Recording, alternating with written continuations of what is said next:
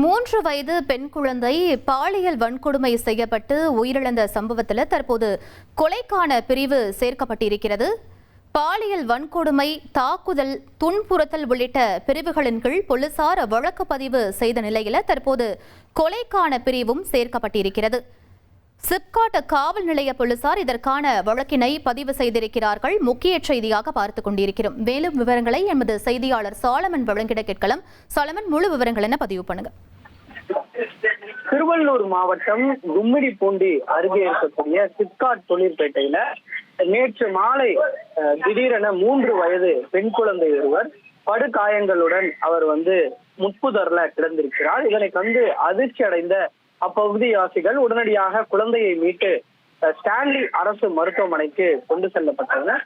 கொண்டு செல்லப்பட்டு மருத்துவர்கள் தரப்பு முதற்கட்ட விசாரணையில இந்த குழந்தை பாலியல் வன்கொடுமை செய்யப்பட்டு இருப்பதும் தெரிய வந்திருக்கிறது. உடனடியாக ஸ்டான்லி அரசு மருத்துவமனையில அந்த குழந்தைக்கு தீவிர சிகிச்சையானது வழங்கப்பட்டு வந்த நிலையில இன்று அதிகாலை திடீரென அந்த குழந்தை சிகிச்சை பலனின்றி உயிரிழந்தார். உயிரிழந்து தற்போது அந்த குழந்தையினோட உடலானது ஸ்டான்லி அரசு மருத்துவமனையில பிரேத பரிசோதனைக்காக வைக்கப்பட்டிருக்கிறது. இந்த வழக்கு தொடர்பாக முன்னதாகவே அந்த வீடு அருகே சந்தேகத்திற்கிடமாக இருந்த ஒரு வடமாநில நபரை அப்பகுதி வாசிகள் பிடித்து சிப்காட் தொழிற்பேட்டை போலீசாரிடம் ஒப்படைக்கிறார்கள். அந்த நபர் தான் அந்த குழந்தையை பாலியல் வன்கொடுமை செய்து தூக்கி வீசி இருப்பதும் தெரிய வந்திருக்கிறது. உடனடியாக அந்த நபரை பிடித்து விசாரணை மேற்கொண்ட போது அந்த சிறுமியோட வீட்டுக்கு அருகே வசிக்கக்கூடிய வடமாநில நபர் தான் என்பதும், அவரது பெயர் பிபின் மஞ்சி, வயது 19 என்பதும் தெரிய வந்திருந்தது. தற்போது அந்த நபரை பிடித்து போலீசார் தீவிரமாக விசாரணை மேற்கொண்டு வந்த நிலையில இந்த சிறுமி பாலியல் வன்கொடுமை செய்யப்பட்டு, அதுவும் கூட்டு பாலியல் வன்கொடுமை செய்யப்பட்டு இறந்திருப்பதாக கூறி அப்பகுதிவாசிகள் தொடர்ச்சியாக சாலை மறியல் போராட்டத்திலும் அதே போன்று காவல் நிலைய முற்றுகை போராட்டத்திலும் ஈடுபட்டு வரக்கூடிய நிலையில தற்போது போலீசாரானது ஒரு விளக்கமும் கொடுத்திருந்தார்கள்.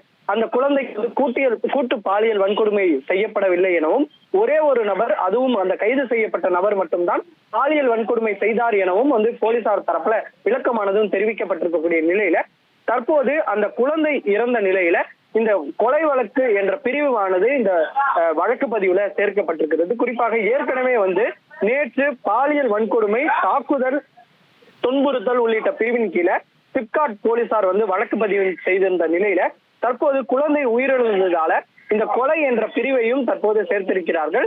மொத்தம் 4க்கும் மேற்பட்ட பிரிவுல இந்த சிப்காட் போலீசார் அந்த நபர் மீது போக்சோ உள்ளிட்ட பிரிவு உட்பட 4க்கும் மேற்பட்ட பிரிவுகள்ல வழக்கு பதிவு செய்திருக்கக்கூடிய நிலையில தற்போது கொலை என்ற பிரிவும் சேர்க்கப்பட்டு இந்த விசாரணையானது முடுக்கிவிடப்பட்டிருக்கிறது. போலீசார் கூறியபடி அந்த கூட்டு பாலியல் வன்கொடுமை இல்லை என்று கூறினாலும் பிரேத பரிசோதனையானது நடைபெற்ற பின்னர் தான் முழுமையான தகவல் தெரிய வரும் எனவும் எதிர்பார்க்கப்படுகிறது.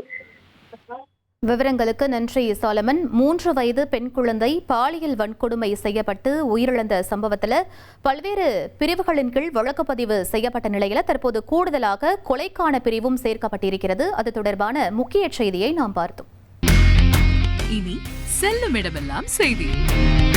தந்தை டிவியின் வாட்ஸ்அப் சேனலை ஃபாலோ பண்ணினா செல்ல இருக்கும் இடமெல்லாம் செய்தி. இதோ QR கோட் இப்பவே ஸ்கேன் பண்ணுங்க, ஃபாலோ பண்ணுங்க.